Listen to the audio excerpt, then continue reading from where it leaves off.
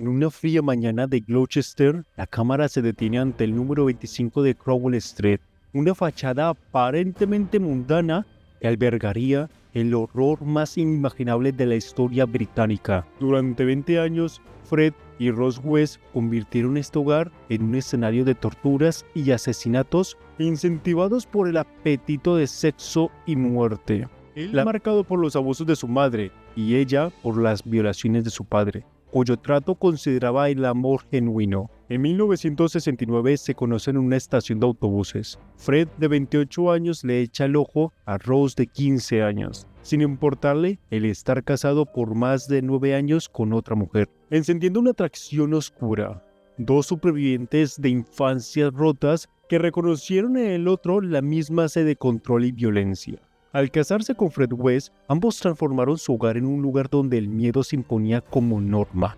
Una vivienda llena de micrófonos y cámaras y peticiones de un marido que obligaba a su esposa a estar con otros hombres por dinero. Tras la desaparición de la primera esposa de Fred, la pareja se instaló en Crowell Street junto a la hijastra Charmaine, la primera de los hijos nacidos en ese nido de perversión. Allí, adolescentes y mujeres eran reducidas a meros instrumentos de un sadismo que crecía sin freno, adoptando como hábitos familiares el no encajar en la sociedad. En 1992 se inicia la búsqueda de la primera hija de Fred y Rose West, quien desapareció en 1983, pero nunca se declaró su ausencia a la policía. Heather habló con una amiga del trato que tenían sus padres sobre ella, y como buena amiga que era, fue a la policía a informar del abuso sexual de los padres de Heather, pero quedando en una multa de únicamente 100 libras. Fred West declaró a la policía que había huido voluntariamente, así que el caso se archivó sin investigación, ya que era algo normal en esa época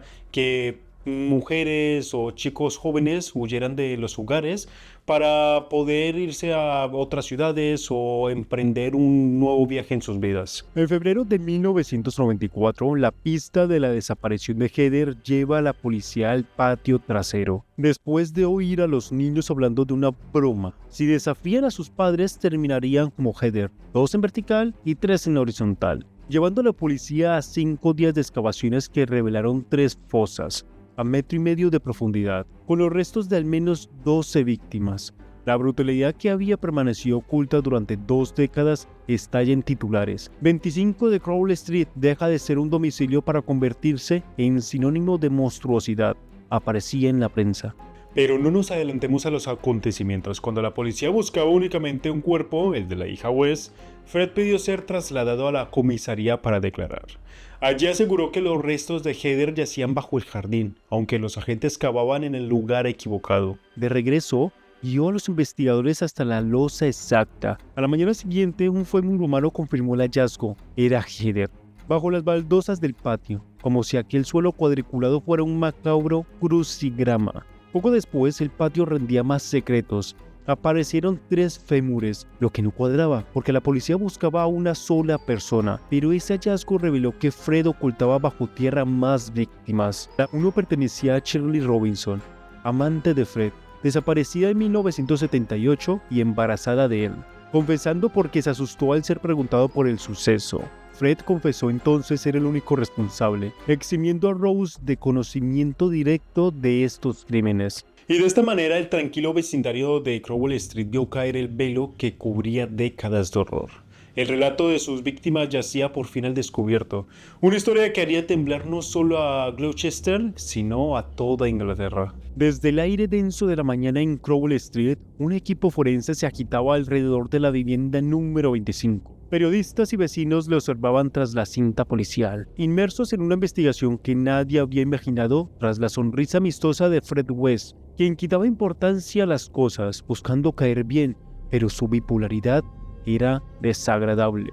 Al principio, Fred seducía con su encanto vacuo, gestos de protección, halagos constantes y un tono tranquilizador que desarmaba a cualquiera. Pero si percibía indiferencia, su semblante se transformaba, los labios se fruncían, la voz se clavaba con frialdad y de la noche a la mañana, aquel adulador mostraba un rostro hosco y amenazante. Cuando los expertos empezaron a desenterrar cuerpos, el trabajo se tornó casi detectivesco. Con esqueletos semidescompuestos, la tarea de los patólogos era hablar en silencio. Sin piel ni tejidos blandos, cada hueso debía interpretarse como pista. Así, apareció la ficha dental que reveló la identidad de la tercera víctima, Alison Chambers, de solo 16 años cuando desapareció en 1979. Sus huesos llevaban cicatrices inequívocas de tortura y agresión sexual. Aquella horrorosa evidencia descartaba cualquier accidente, ya que Fred buscaba por condena, pues, obviamente, ser considerado un homicidio imprudente. Mientras tanto, la comunidad se preguntaba si Rose West,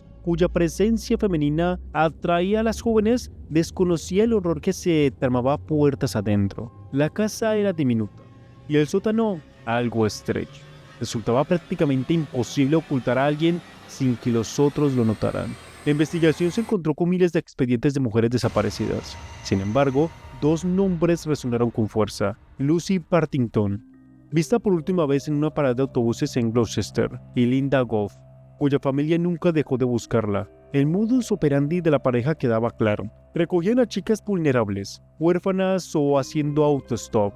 Les ofrecían un hogar y confiaban en que la presencia de Rose disipara cualquier miedo. En un gesto casi teatral, la madre de Linda acudió a Crowley Street y Rose, calzando las zapatillas de su hija, blandía su ropa al sol mientras repetía con voz suave que Linda se había mudado. Aquel acto de normalidad forzada resultó revelador. Tras la aparente calidez de aquella pareja, se escondía una pesadilla que solo acababa de empezar. Años atrás, en 1972, Caroline Roberts, una joven que hacía autostop, aceptó un trabajo de niñera con Fred y Rose West. Aquella noche, en el coche, ambos la ataron y la sometieron a agresiones tan brutales que ella solo pudo escapar de milagro. Avergonzada, guardó silencio, hasta que, al ver en la televisión las pesquitas en Crowley Street, decidió enfrentarse a sus verdugos y acudió a la policía. Su testimonio, rico en detalles sobre ataduras y mordazas, resultó casi idéntico al patrón hallado en víctimas exhumadas años después. El 4 de marzo de 1994, agentes armados irrumpieron en la casa. En la comisaría, Fred West, con pulso entrecortado, escribió y firmó una nota: confieso nuevos asesinatos más, citando nombres como Charmaine, Rina y Linda Goff. Aquel papel heló la sangre de los investigadores. Tenían delante a un hombre diminuto, cuya crueldad equivalía a la de un depredador consumado. Acorralado porque la policía le informó que excavarían también dentro de la casa, no solo en el jardín, mencionando el sótano como el lugar principal.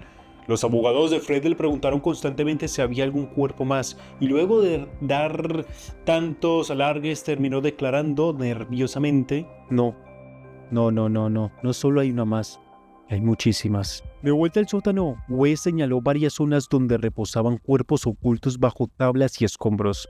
A la mañana siguiente, el patio trasero devolvió 3 cadáveres: Heather West, su propia hija; Shirley Robinson, su amante embarazada; y Alison Chambers, adolescente desaparecida.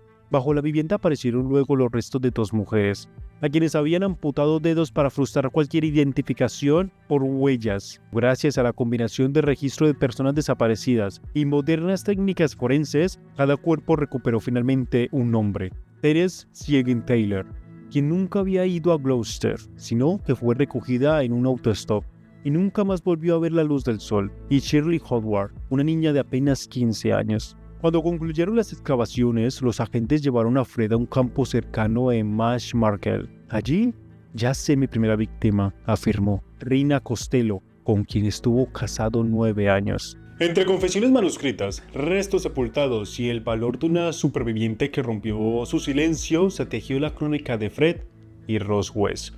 Una historia de terror que traiciona la tranquila normalidad de los muros de una vieja casa. Bajo la tierra removida, los investigadores hallaron restos de Rina. Su hallazgo es el detonante que los conduce a Crowley Street, la vivienda donde Fred y Rose compartieron su perversión. Allí, en zanjas estrechas y angostas, aparecieron 6 cuerpos apiñados, mujeres secuestradas en los años 70, que con cada día de excavación surgían más nombres: Juanita Mott, Carol Cooper, Lucy y Linda Goff, todas tratadas como muñecas de carne. Un método aterrador: colgarlas con ganchos, abusar de ellas durante días, desmembrar sus cuerpos y comprimirlos en 2 hoyos distintos para dificultar su recuperación.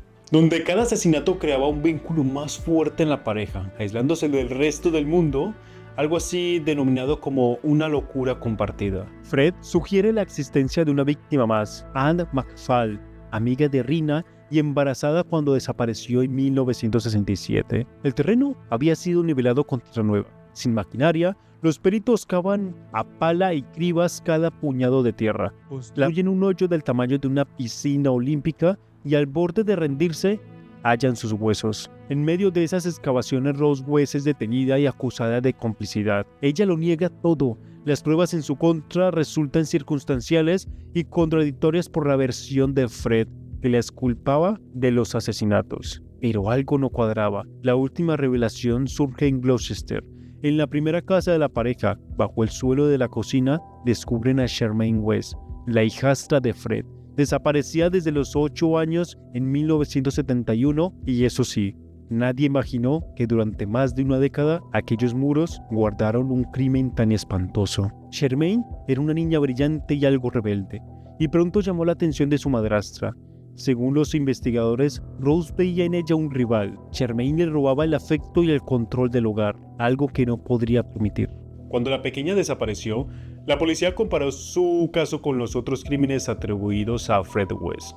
Él habitualmente desmembraba a sus víctimas y enterraba los restos metódicamente. Pero en el caso de Charmaine, el cadáver mostraba un daño distinto, lo que levantó la sospecha de que Rose hubiese actuado en solitario mientras Fred cumplía condena. Porque sí, Fred en ese entonces estaba en prisión por robo y delitos en la seguridad vial. En diciembre de 1994, tras meses de pesquisas y la exhumación de 12 cuerpos en Gloucester, ambos fueron acusados de múltiples asesinatos.